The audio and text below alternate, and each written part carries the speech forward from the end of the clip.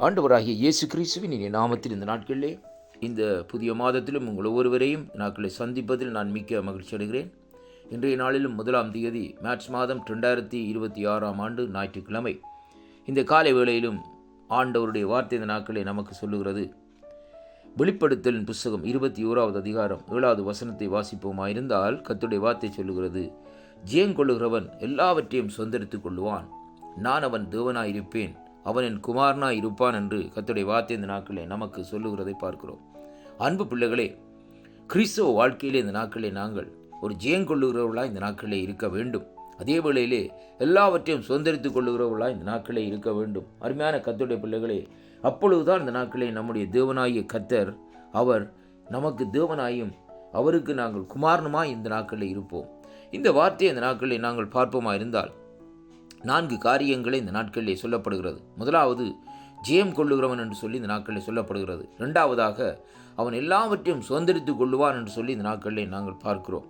மூன்றாவதாக, ஆண்டவர் நமக்கு தேவனாய் இருப்பார் என்றும், நான்காவதாக அவருடைய குமாரனாக நாங்கள் இருப்போம் என்பதையும் குறித்து இந்த நாட்களில் இந்த வார்த்தை நாட்களில் நமக்கு சொல்லுகிறதை பார்க்கிறோம். அருமையான அன்பு பிள்ளைகளே, இன்றைக்கு கிறிஸ்தவ வாழ்க்கையில் இந்த நாட்களிலே அநேக போராட்டங்கள், அநேக நெருக்கங்கள், அநேக உபத்திரவங்கள் இந்த நாட்களில் இருக்கிறதை நாங்கள் காணக்கூடியதாக இருக்கிறது. ஆனால் எல்லாவற்றிலும் நாங்கள் என்ன செய்ய வேண்டும்?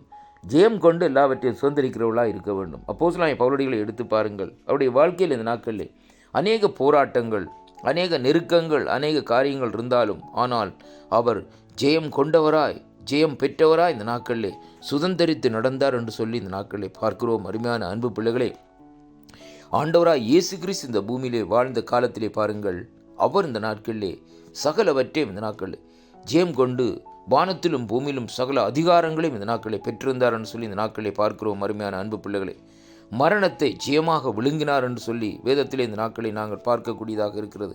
அப்படியானால் பாருங்கள், எல்லாவற்றையும் இந்த நாட்களை அவர் சுதந்திரித்து கொண்டார் என்று சொல்லி பார்க்கிறோம். அதே வேளையிலே பாருங்கள், அவர் பிதாவுடைய வலது பார்சத்திலே வீட்டிலிருந்து இந்த நாட்களை பாருங்கள் அவருடைய குமாரனாக இருந்து இந்த நாட்களிலே செயல்பட்டு கொண்டு இருக்கிறதை பார்க்கிறோம். அன்பு பிள்ளைகளை பாருங்கள், நம்முடைய வாழ்க்கையிலே கூட அநேக நெருக்கங்கள், அநேக துன்பங்கள், அநேக உபத்திரவங்கள் இந்த நாட்களிலே வருகின்றதை, அதே வேளையிலே நாங்கள் ஜெயங்கொள்ள முடியாதபடி, சுதந்திரித்து கொள்ள முடியாதபடி அநேக தடைகள் இந்த நாட்களிலே வருகிறது. ஊழிய பாதையிலே தடைகள் வருகிறது. நோய்கள், துன்பங்கள், நெருக்கங்கள் என்று நம்முடைய அன்றாட வாழ்க்கையிலே கூட இந்த நாட்களில் இப்படிப்பட்ட காரியங்கள் இந்த நாட்களிலே வருகிறது. ஆனாலும் வேதம் சொல்லுகிறது, உலகத்தில் உபத்திரவம் உண்டு, ஆனாலும் திடன் கொள்ளுங்கள், உலகத்தை நான் ஜெயித்தேன் என்று சொல்லி ஆண்டவராகிய இயேசு கிறிஸ்து இந்த நாட்களில் சொல்லியிருக்கிறார்.